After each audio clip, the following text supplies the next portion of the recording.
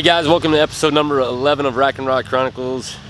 Coming up on the end of July, and we have just been bringing you some action after action after action. And as we get closer to the season, there's a lot more things to come. So start off with, we got Derek and McKenna, very good friends of ours out in Kansas. They're gonna walk you through some mineral site prep. And just like with a garden, there's a lot of prep that goes into deer season, whether it's food plots, mineral sites, cameras, you name it. There's a lot of work to do. So check out Derek and McKenna as they walk you through some mineral site setups out in Kansas. We're here at one of the farms that we lease up here in Kansas, doing a little bit of early season work. Right now, up to this point, we've just been running some trail cameras with nothing in front of them, just kind of trying to scope out the area a little bit and see the natural paths that the deer are taking and kind of the natural flow and amount of deer that are in the area, things like that. But around this time, about late July, we kind of start putting out corn in front of the cameras, trying to draw in deer into the stand areas that we have set up. But this year we thought we'd go a little bit different route and try something that might be a little bit more beneficial to the deer. So we're going to set up some mineral sites. We did a little bit of research. The dicalcium phosphate was kind of the first thing that was recommended for these, but this alone doesn't really draw in the deer. It's actually really bitter to them. So mixing salt will be good to mask the flavor of that. And then here's just a trace mineral mix. This one, they come in a bunch of different ones. The one we got was copper, iodine, cobalt, manganese, iron, and zinc. And so these will just add in nutrients to the deer's diet. It's good for bucks and does that are taking care of fawns. We don't really have an issue with food source, especially late summer in this area. I mean, right now we're hunting a soybean field, and there's a bunch of corn fields and stuff in the area, so the actual food source is not an issue. But this time of year, they do need a little bit more nutrients in the diet that you cannot get from just the normal grains in the area. So we're going to kind of just do an even mixture of all these and set them out in front of the stands and see how it goes.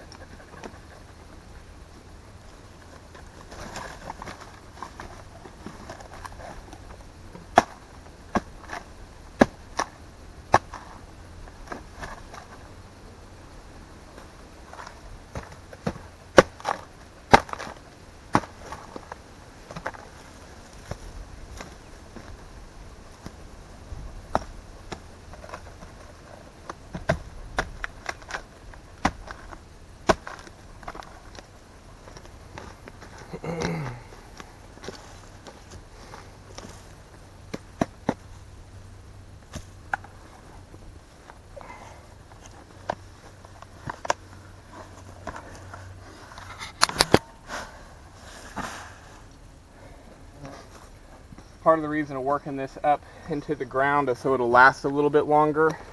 So the more I work it into the ground, it's going to automatically be absorbing into the soil anyways, but the more I can work it into the ground, the better it's going to absorb into the soil around it. I'm even working up some of this old, just a dead log. I'm just kind of working it up a little bit. Even it will absorb it as it's kind of decomposing, and it'll kind of help it to last a little bit longer, and hopefully it'll just give the deer a little bit more of an incentive to stick around, and we can get some better ideas of what our target deer are out here running some trail cams.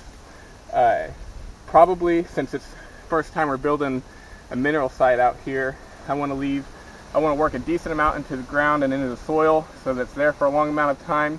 That's kind of a nice thing about running a mineral site versus just corn, is it should last longer, and it's a little bit cheaper to run, and it's also healthier for your deer anyways, especially in the summer when they have plenty of stuff to eat. So I want to work plenty into the soil, but I have a whole 5-gallon bucket here. I want to leave enough exposed that the deer see it as they're coming through. We built a little path here just for the deer to kind of access this field from a main path behind that's just an old farmer's road. Up here's our bean field, so we're worked a little bit and we cut out a little bit of a path so they can get out there. It's really thick along the field, so if they have a path of an access point, hopefully that'll work out to bring them through next to our stand eventually. But as they're using this path, hopefully this will incentivize them to use the path, and once they're here, if I leave quite a bit of it on top of the ground, they'll be able to see it and kind of get started on it a little bit better. And then once they're aware that it's here and it's absorbed more into the soil, they'll continue to work it out of the soil. So I'm just going to work up a little bit more, and then I'm going to use my whole 5-gallon bucket. But like I said, I want to work a decent amount of it actually into the soil, and that's all right. They're used to foraging around. They'll go ahead and they'll be able to eat this even with it being absorbed into the soil, but still edible. That's one thing versus a salt block. Salt block is going to last a long time obviously as well, but with the salt lick they actually don't get as many of the nutrients because they're just licking it instead of being actually able to consume it, versus this right here, this is obviously all loose, so they can actually consume it and eat it versus just lick it.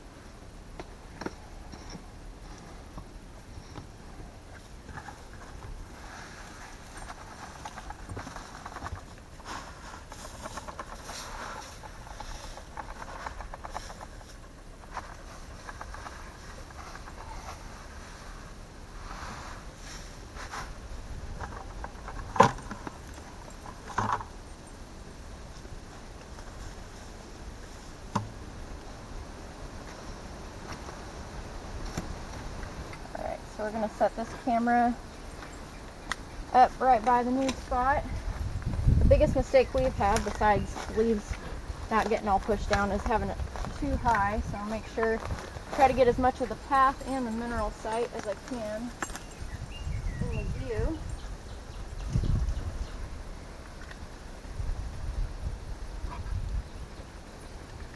Should be good there.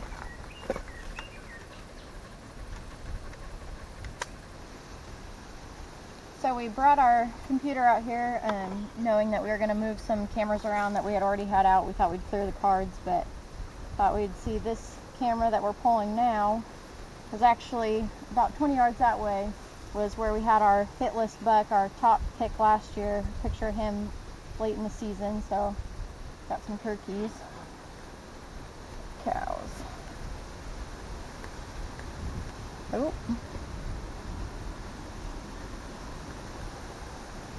Not the one, but still encouraging.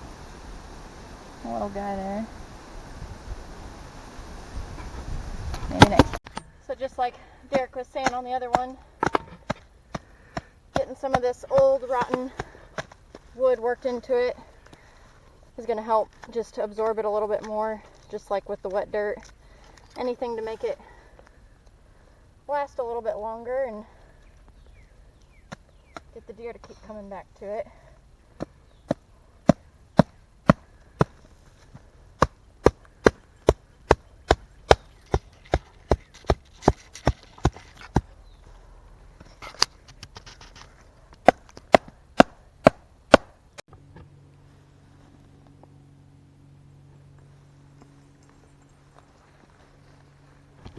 So being Derek and McKenna put some work in on the farm, we thought well, we weren't going to do any work. Rick and I decided to go out and check out Fairview Lake here in Pike County, Pennsylvania for a little bass fishing.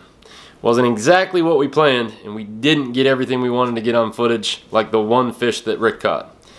We did, however, find out that that lake gets real shallow real fast, and it's full of rocks that aren't marked. So check out these quick clips that we grabbed here the other day on Fairview Lake. We wish it was a little bit better. We wish we had a little more fish, but unfortunately, it's the way it panned out. So check it out. We'll be right back. All right, well, I'm on my way to pick up Greg. He has some secret lake that he's taking me to. We got the boat hooked up. We're on 81 south and headed towards his house. So weather is beautiful today. Hopefully we'll have some good luck. We'll probably be mostly using on-the-spot baits. Look forward to trying out some new ones that I just got from a show, a small show that they were at. And I assume we're fishing for bass, but I'm not 100% sure. But once he gets in the vehicle, I'm sure he'll let us know where we're going and what we're fishing for. So stay tuned. Rack and Rod Chronicles. All right, guys. Rick and I finally got a chance to come out and do a little fishing, and we're out on Rick's boat. Got the Ardent rods all rigged up, and they are rigged up with some on-the-spot plastics, whether it's a Ned rig, a swim bait, you name it. But we're out here on Fairview Lake in Pike County, Pennsylvania. We've been hearing a lot about this lake. Neither Rick nor I have actually fished it. So stay tuned. We're going to get the cameras rolling here and hopefully bring you guys some good largemouth or smallmouth action. We'll talk to you in a bit.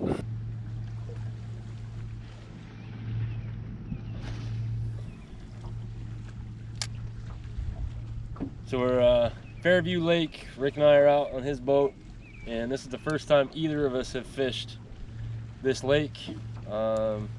Rick's already got one largemouth in the boat. Shortly after we found out that there is a spot on this lake that you should not take a bass boat. Depth was maybe 2 or 3 feet, Rick? Yep. So Rick had to jump out of the boat, and we did a little walking to get it out. Obviously didn't want to damage the boat any. Water temp is nice. But yeah, water temp right now, according to Rick's Hummingbird here, about 80 degrees. And it just keeps this lake is a natural lake. So there's a lot of features. There's also a lot of rocks that should be marked that aren't marked. So that's the issue we're running into. But Rick had that one smallmouth on a goby bait from On the Spot, and I am throwing a shape shad right now. We're both fishing our Ardent rods and reels. So just a good day, whether we put a bunch of fish in the boat or not. It's new water for us. Obviously we now know what to expect that we didn't beforehand, so still having fun regardless. And a lot of weeds too, hitting a lot of weeds here. But let me clean this baby off here some. Right now I'm throwing a shape shad from On the Spot. Got their jig head, weedless rig, so I'm just picking up a little bit of the slimy stuff right now. Before I was throwing a Ned rig, and I was picking up what felt like 10-pound fish, but really it was just a bunch of weeds.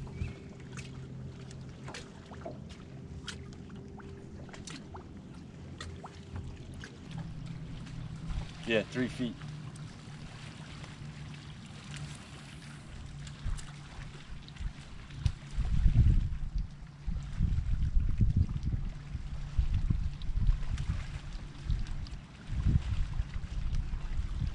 Little shallow.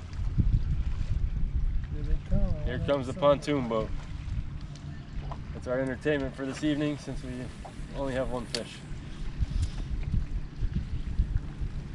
We should play a little Charlie Daniels. Right? A little tribute. Little Charlie. Name that tune. I can't hear. It's not as loud as the last one. Must be not as stable.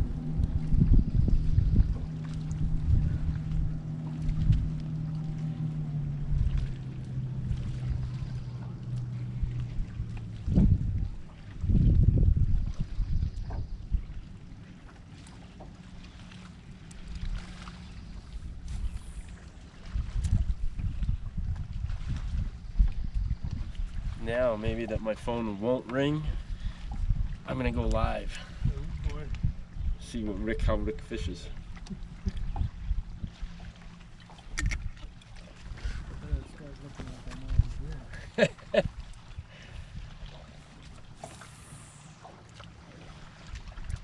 Where's old Pete today?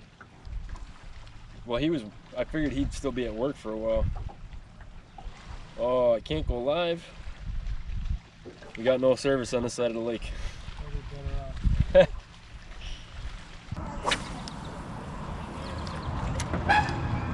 See that one? Yo!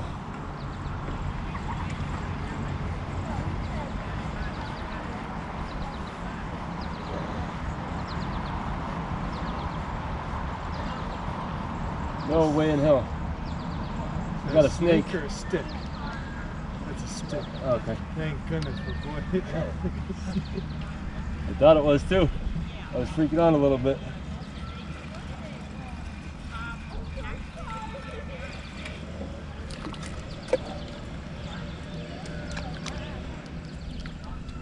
Wow.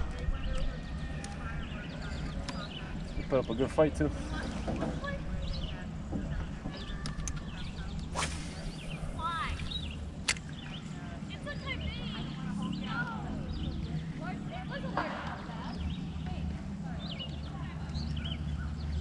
Did Oh. we get a picture of the stick or No, it came off as I was bringing it up.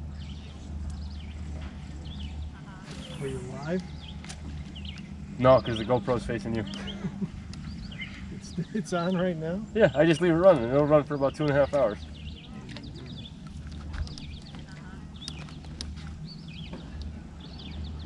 Alright, come on.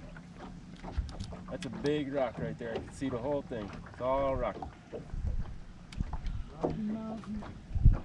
Why are we not getting a bite?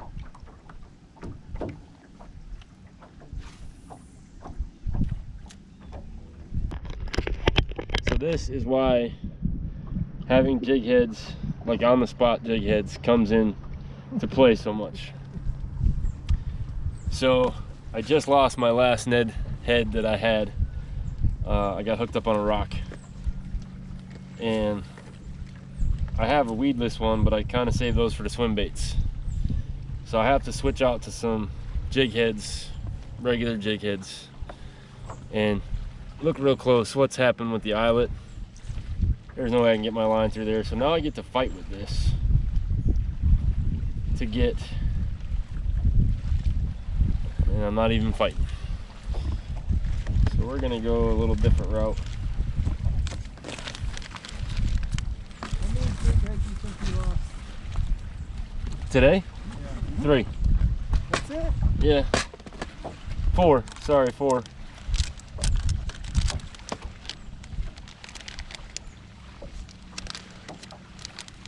Morgan, if you're watching this, we need jig heads. UPS them.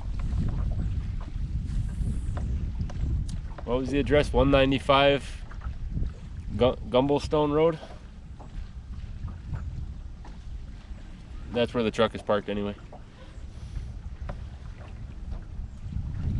So I'm gonna use my last weedless head that I have from on the spot. Again, Rick and I never fished this lake before. Even after looking at a map, it looked pretty rocky, but I figured with the amount of smallmouth they were saying are in here, that was gonna be a godsend. Unfortunately, it's cost us more jig heads than we'd like to talk about.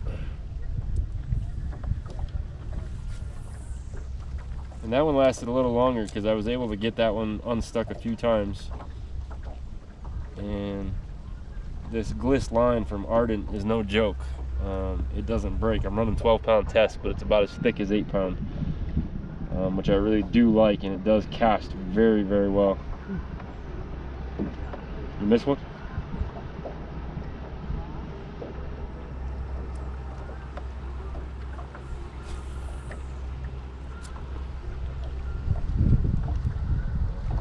So I'm trying to tie my knots like extra tight, make sure I don't lose one because of a knot.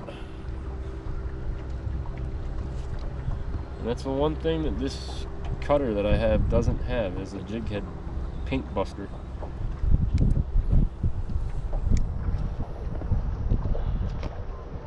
Alright, so that was a carrot. The only bait that I have not tried here yet from on the spot is a turd. So we'll throw a turd on and see what happens. Because I know I had some hits before on the floating worm. The problem I think is there was too much rubber at the back, so he was hitting that and not getting all the way up to the hook. But I did have that Carolina rigged, so I'm trying to get this one to sit so that the hook is way back there.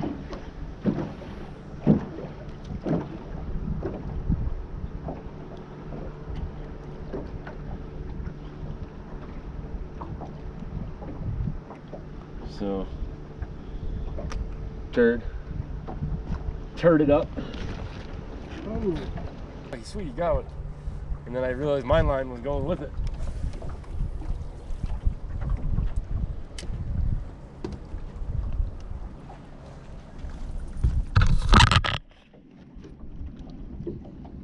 So we've gotten a little more than halfway around the lake. Been fishing just mainly to shore, throwing off the other side of the boat every once in a while, see what happens. Oh!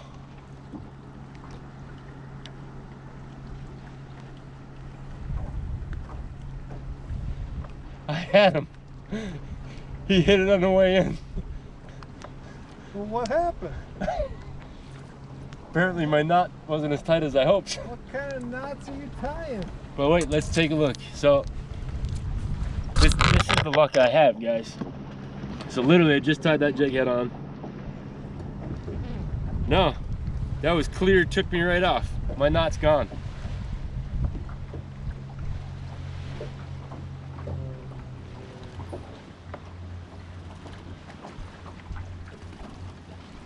Don't hang your line over the edge of it.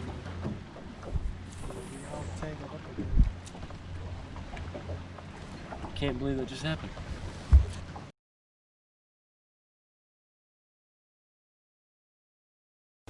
So as you can see, fishing doesn't always play out the way it does in your head.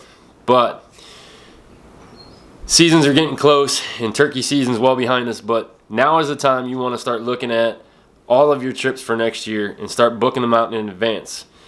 So we're going to take you on a little walkthrough of Central Nebraska Outfitters, who we're hunting with next April for some Merriams, and super looking forward to it. So Jim and Riley, it's a father-son team.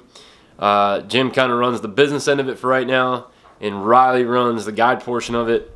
And when I tell you guys that they had birds on the ground every day during the season, it's no joke. So in this next little video portion, you're going to get to see some of the birds that they shot out at Central Nebraska Outfitters, and we are so looking forward to going out. We're actually doing an archery hunt with them for Merriams. We're going to be hunting on the ground blinds. Riley's going to be our guide, and Riley puts the work in. Riley doesn't only call and get the blind set up and make sure he puts his clients on birds, but he goes out at night and double checks over and over all the places these birds can hang out and where they're roosting at. So that's kind of the stuff you want to think of right now is as you're planning your trips for next season. You know, spring turkey is the first season that comes up after all the deer seasons are over. So start doing the planning now. You know, get everything lined up, get hotels lined up, get your outfitter lined up, decide whether you want to do a gun hunt or a bow hunt. And like I said, we're going to put up the information for Central Nebraska Jim and Riley run a great operation out there. We're so looking forward to going out and visiting with them and hopefully kill a couple birds while we're there. So hope this little informative piece, to a little, kind of how-to, that we're just, kind of giving you the information. Now is the time to look at this stuff. Don't wait till last minute. Some guys like to wait till shows roll around. You might find a better deal, but right now, unless somebody booked while they were already at an outfitter, you can get prime time spots by getting in and booking early. So make sure you check out Central Nebraska Outfitters online. Check them out on Facebook. You can find more information on our Facebook page as well. And hope you guys enjoy it. So stay tuned. Episode 12 next week. We got a lot more action coming at you for basically the rest of the season. We got a lot of stuff going on prep-wise. We got some more fishing trips we got to get in, and soon enough, archery season will be upon us. You might even catch us on a couple groundhog or maybe some coyote hunts before the season starts. So check us out, guys. Stay with us. Don't forget to check us out on Facebook, and we'll talk with you next week. Have a good one.